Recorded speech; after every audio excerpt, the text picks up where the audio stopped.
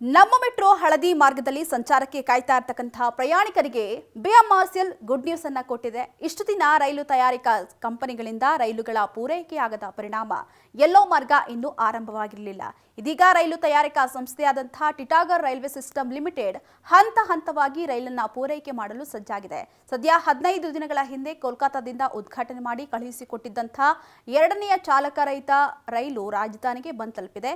ಇನ್ನು ಈ ರೈಲು ದೇಶೀಯ ರೈಲಾಗಿದ್ದು ಎಲೆಕ್ಟ್ರಾನಿಕ್ ಸಿಟಿಯನ್ನ ಸಂಪರ್ಕಿಸುವಂತಹ 18 ಕಿಲೋಮೀಟರ್ ಅಂತರದಲ್ಲಿ ಈ ರೈಲು ಸಂಚರಿಸಲಿದೆ. ಇನ್ನು ಈ ರೈಲಿನ ವೇಗ, ಸಂಚಾರ ಹಾಗೆ ನಿಲ್ದಾಣದಲ್ಲಿ ನಿಲುಗಡೆ, ವೇಗದ ಇಳಿಕೆ ಸೇರಿದಂತೆ ಒಟ್ಟು 36 ಬಗೆಯ ಟೆಸ್ಟಿಂಗ್ಗಳನ್ನು ಮಾಡಿ ನಂತರ ಹಳಿಗೆ ಬಿಡಲಾಗುತ್ತಂತೆ. ಅಂದಹಾಗೆ ಯೆಲ್ಲೋ ಮಾರ್ಗದ ಮೆಟ್ರೋ ಸಂಚಾರವನ್ನು ಆರಂಭಿಸಲು 3 ರೈಲುಗಳು ಬೇಕು. ಈಗಾಗಲೇ ಚೀನಾದಿಂದ 1 ರೈಲು ಬಂದು ತಲುಪಿದ್ದು ಅದರ ಪ್ರಾಯೋಗಿಕ ಪರೀಕ್ಷೆಗಳೆಲ್ಲವೂ ಕೂಡ ನಡೆದಿದೆ. ಸದ್ಯ ಕೋಲ್ಕತ್ತಾದಿಂದ ಬಂದಿರತಕ್ಕಂತಹ ರೈಲಿನ ಟೆಸ್ಟಿಂಗ್ ಅನ್ನು ಮಾಡಲು ಈ ವಾರ ರೈಲನ್ನು ಹಳಿಗೆ ಇಳಿಸಲಾಗ್ತಾ ಇದೆ. ಇನ್ನು 3ನೇ ರೈಲು ಈ ತಿಂಗಳ ಅಂತ್ಯದಲ್ಲಿ ಬರುವಂತಹ ಸಾಧ್ಯತೆ ಇದ್ದು ಈ 2 ರೈಲುಗಳ ಟೆಸ್ಟಿಂಗ್ ಅನ್ನು ನಡೆಸಿ ಬಿಎಂಆರ್ಸಿಎಲ್ ಮಾರ್ಚ್ನಲ್ಲಿ ಹಳದಿ ಮಾರ್ಗವನ್ನು ಆರಂಭಿಸುವಂತಹ ಸಾಧ್ಯತೆ ಇದೆ. ಇನ್ನು ಯೆಲ್ಲೋ ಮಾರ್ಗದಲ್ಲಿ ಹೆಚ್ಚು ಐಟಿ-ಬಿಟಿ ಕಂಪನಿಗಳಿದ್ದು ಪ್ರತಿದಿನ ಟ್ರಾಫಿಕ್ ಕಿರಿಕಿರಿಯಿಂದ ಉದ್ಯೋಗಿಗಳು ರೋಸಿ ಹೋಗ್ತಿದ್ದಾರೆ. ಸದ್ಯದಲ್ಲೇ ಯೆಲ್ಲೋ ಮಾರ್ಗ ಆರಂಭವಾಗುವಂತಹ ಸಾಧ್ಯತೆ ಇದ್ದು ಟ್ರಾಫಿಕ್ ಕೂಡ ಕಡಿವಾಣ ಬೀಳುವಂತಹ ಸಾಧ್ಯತೆ ಇದೆ.